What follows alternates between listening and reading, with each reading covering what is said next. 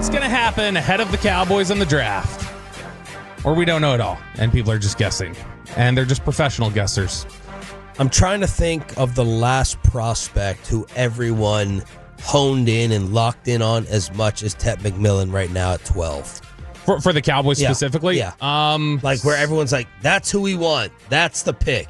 It feels like all of DFW wants Tet McMillan. Kyle Yeoman. That's a good question. I'm trying to think who in the past have they all... Because, I mean, obviously, typically the Cowboys are not picking high enough, and when they are picking high enough, they don't rally. Like, for instance, there was a split on if you wanted Jalen Ramsey or Ezekiel Elliott. Yeah, I think more favored Zeke. Sure, yeah, I agree.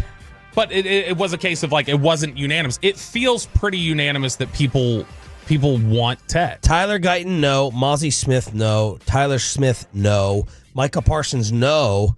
As Ross Tucker will remind, many of us were thinking of Mike as a linebacker. The Parsons pick got killed by a lot of people. Oh, yeah. CeeDee Lamb, no, because it was unexpected. Yeah. To fall down. Vander Esch, no. Taco, no. Man, Taco was the year after Zeke. It was that long ago. Yeah. Zeke, Byron Jones, no. Byron Jones I do remember Byron Jones wasn't like the unanimous one, but there were a lot of people who I think felt like that made sense at the end of the first round, potentially. Well, it was still like, UConn? Well, he could be president. Would be because of a long jump. Yeah. It was still like, what, the UConn football program? Zach Martin, no, because of Johnny. Frederick, hell no. Could it have been Claiborne? It could have been Mo. Maybe once we knew they traded up. Oh, yeah. But, the guy and then Tyron, Dez. It's probably Dez. Everybody wanted Dez here. He was a local kid. Everybody thought he was a stud. They thought, okay, and that was one that they traded for.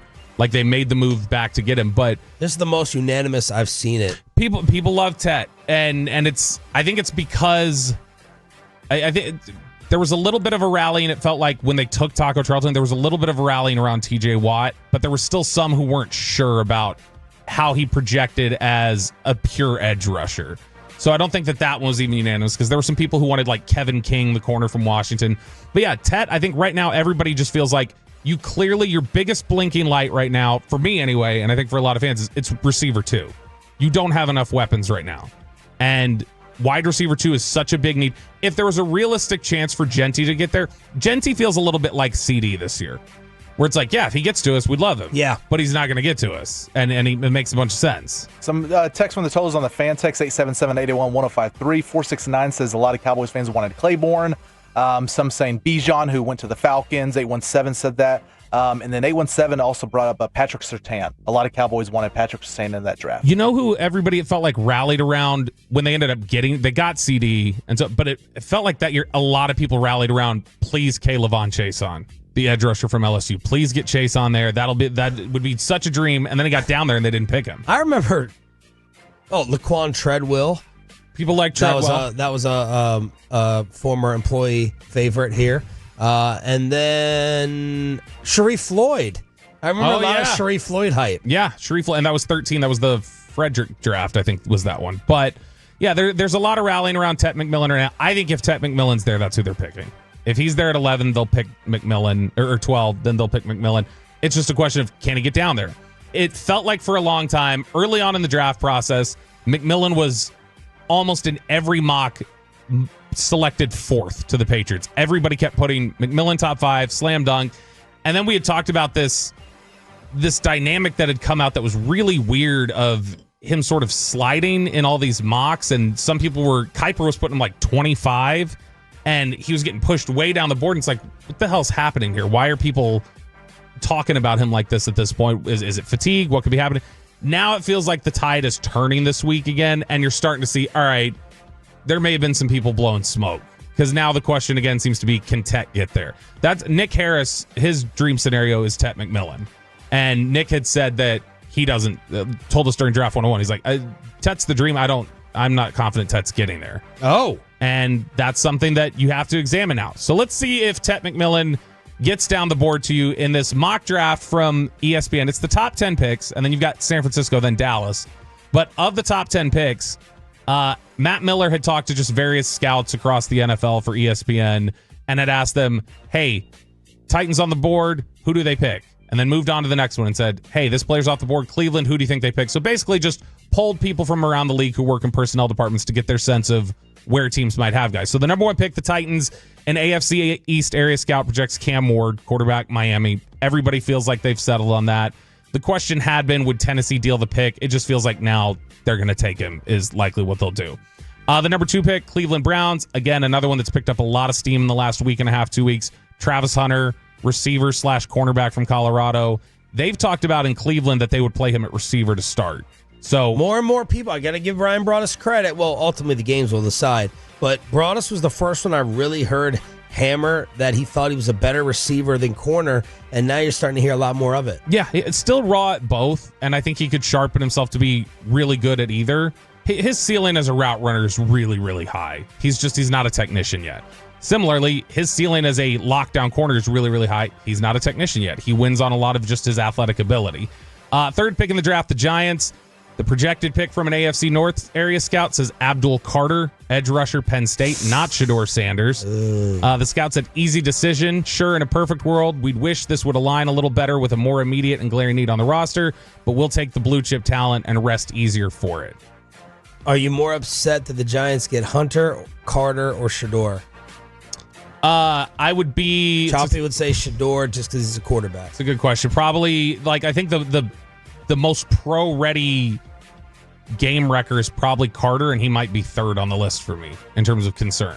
I would probably say Hunter would be one, then Shador two, and not because I would take Shador as a better player, but it is just the factor of they have no quarterback right now. If they were to get Shador and it would click, that'd be trouble for the Cowboys. Do you think Carter can be Micah? Close? You see the projection? No. I understand the similarities, but it's like poor man's Micah to me. I don't think he's quite to that level, and apparently he's a bigger headache than Micah was at Penn State. Oh. Number 4, the New England Patriots, an NFC South area scout says Will Campbell, offensive tackle from LSU. Number 5 pick, Jacksonville Jaguars, which you're starting to hear a lot of buzz about Genty going to the Jaguars at 5. Dane Brugler had that in his mock last week. More people are starting to jump on that bandwagon. But an AFC North area scout says Mason Graham, defensive tackle from Michigan. The Raiders at pick 6 projected in this mock draft to take Ashton Genty, running back, Boise State. That from an NFC West national scout. And a situation there where I think if Jacksonville were to take Genty at 5, at 6, there's a good chance the Raiders take Mason Graham. So it'll probably just flip regardless of who gets taken there. 7, the Jets, an AFC South area scout says Armand Membu, offensive tackle from Missouri. Carolina Panthers at 8 take Jalen Walker, edge / linebacker from Georgia, kind of a tweener. Team still trying to figure out what to do with him. He's basically Hassan Reddick size. He's like 6'1", 240, but his best tape might be off of the edge. Number 9, New Orleans Saints, which has been a popular landing spot for Shador Sanders in a lot of these mock drafts, and maybe a Tet McMillan threat area. Projected pick from an AFC West scout says Shamar Stewart, edge from Texas A&M, who Stewart is a freaky athlete, just still trying to put some things together there. But Shamar Stewart from A&M.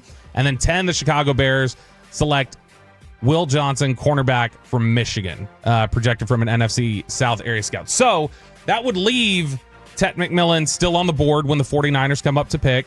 The 49ers are such a threat right now because they realistically could pick just about anything. Other than, I think, quarterback. I don't think they pick quarterback, no matter how much Puka Nacua apparently wants them to. Oh, yeah. Puka Nacua had told Julian Edelman that he doesn't think the 49ers can have their window stay open if they pay Brock Purdy $50 million. Which I love somebody being willing to just... Yeah. We all say that in our profession. Dude, that's bold. I mean, could you imagine the headlines if somebody with the Eagles just gave an interview was like, yeah, I think if you pay Dak that next contract, y'all's window is closed. Yes, like, that would blow up. That would be massive. But Puka Nacua putting it out there, I think he's wrong. I think they're going to pay him. I think the 49ers are going to be glad they paid him because I think Purdy's good enough to be a franchise quarterback.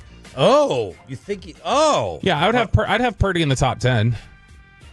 Yeah, but the point is of the roster weakening after they do it. Like San Fran, I think quarterback almost last after their roster and why they've been so good. So, yeah, they definitely have a really strong roster, but I would say that I think you clearly saw the difference that Purdy made between other guys that they've cycled in there before. Like, it's a clear difference with him running the operation. But, Puka's point, and I agree, let's see what happens when you don't have Debo, Kittle, Ayuk and McCaffrey, and they pay you that money. Yeah. And I agree with that. Sure. That goes for anyone who's not special. Yeah, that's 100% something that is worth discussing and worth pointing out. Now, on that pick for the 49ers, they could trade out of there because they need picks. They've sacrificed a bunch of them, so they need picks. They could trade. Maybe somebody comes up to get Shador there. Maybe they take Tyler Warren if they say, hey, we got to get a tight end here because George Kittle's getting up there. I don't think they would take McMillan at 11. But at that point, the threat is, does somebody want McMillan and says Dallas is going to take him? Right. Because if San Francisco makes the pick, would not be Tet McMillan, I don't believe. Then at number 12, Tet McMillan in this scenario is there, the receiver from Arizona, and I think they take him. Like, I think that's what's going to happen. He drops to 12. The Cowboys trade back for a little, and infuriating all of the Metroplex. I mean, it was what was that? That was last year with Zach, where his center Graham Barton was there, got all the way down to the Dallas's pick, and then they traded away from it, and he almost cried there in the draft room. But I mean, I think that what'll happen is if and you stepped in and filled all the airtime. That's what it was. Picked not up the slack. It was day one. It was not day 3 yet. That's why I had to step out on day 3. I exhausted all my words. I will say that I think Tet is the pick if he's there. I don't think they'd go up for him. I think they recognize they've got such little. Missing that 4th rounder is so huge to them. I don't think they're willing to sacrifice picks unless maybe it's something next year to move up a little. But teams want capital now typically. So I don't think they'd move up for him. I think if he's not there, now they change their perspective a little bit. And they start going, okay, we know we need a receiver, but do we potentially window dress our board a little bit and take Golden, who we may not have rated as the highest player here? Do we try to trade out? Well, we have to find somebody who wants to deal with us and wants to come up. And there's a lot of teams right now that feel like pick 10 through 40 is close enough to the same guy in terms of talent that I'm not willing to give up capital to go get it.